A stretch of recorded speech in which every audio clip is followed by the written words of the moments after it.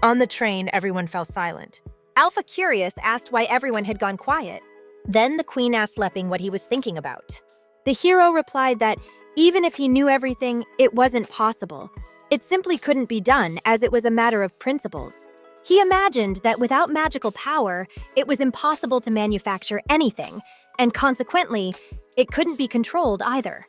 However, thanks to Miss Pisius's memories, he fully understood the fundamental principles of combining magic and technology.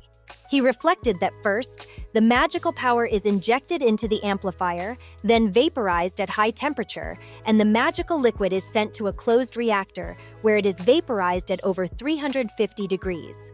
That causes a magical collision and the release of energy. Then he thought that the peak of his technological career was probably limited to domestic robots like Wang Kai. He would likely remain stuck with conventional family machines. He believes he will never be able to master those magnificent magical machines from the kingdom of Aristotle.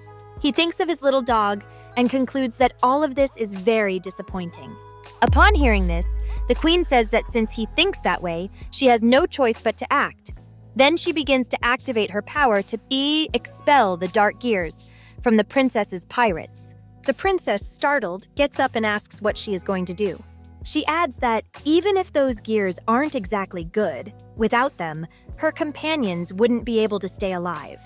The hero looks at the queen and says that they are good people. Elizabeth, holding the gear in the air, explains that's why she initially believed they were part of the Dark Guild, since within them lies the chaos of the Dark Sea.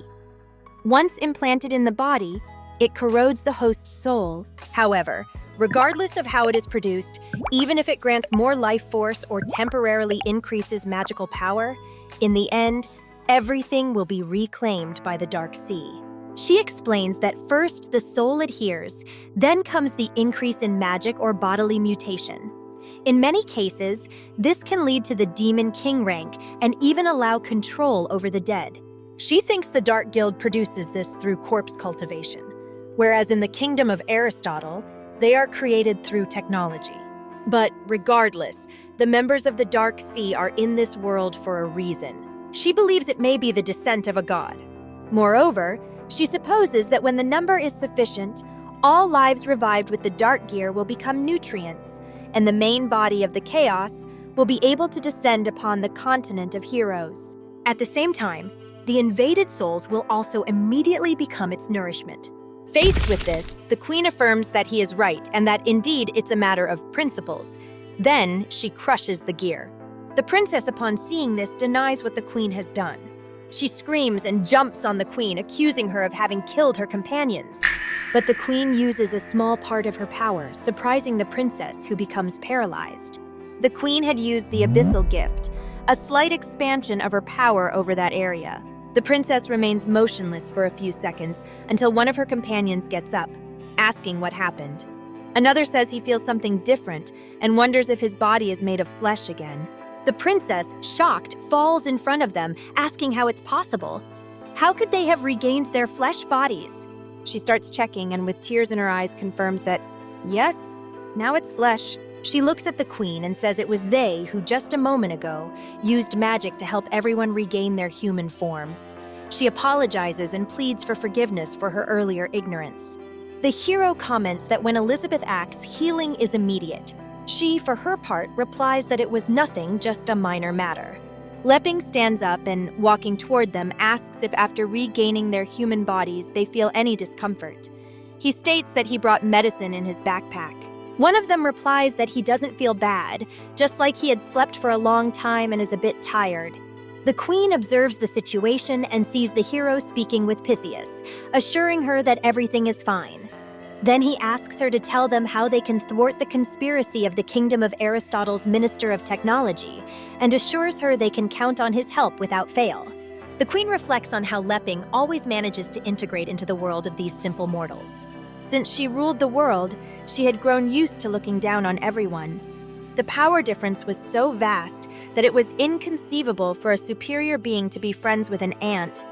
All that was left to her was loneliness.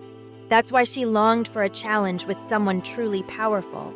But now that she has reached the level of sanctity, even reviving lives is easy. The power gap has widened even more. In her eyes, these mortals look like tiny, wandering particles. She wonders if all of this makes any sense, and concludes it probably doesn't. She imagines Leping as a god descending, drawing her attention with his absolute power. An aura of equality emanates from Leping, which makes her wonder if he truly intends to treat all living beings equally. It seems absolutely absurd to her. But noticing that he is surrounded by ordinary people, she reflects again. Someone of his level should have surpassed this kind of closeness to compassion. Moreover, those beings can't even comprehend the magnitude of his existence. And yet he leans in to hear their problems, even answering their childish questions patiently. What is he really seeking? However, she denies that this is the charity of the strong to the weak. Seeing his eyes, it's as if through them he glimpses a world even she hasn't managed to reach. Her power had always expanded outward, devouring, conquering, overwhelming, and crushing everything with her infinite magic. But she had never considered the possibility of shrinking. Besides ascending to the top to see it all, there is also the possibility of diving into the essence of all things to understand them. She concludes that these lives are made of tiny particles, but wonders. Inside those particles, is there a quantum world she has never explored? And she recognizes that Leping has already transcended the chains of power. Only now has she truly seen that path. All that reflection causes Elizabeth to advance in her magical level, reaching the second level of the sacred state. After that, she thinks that he hid his creator power just to be able to have a relationship with her. She believes that bending all the truth of the universe into a bouquet just to place it in her hands is his way of expressing romance. Many thanks to the channel members, Raphaeltron, Sweetie, and Ankit Gameplay for their valuable support to this project. That said, see you in the next video.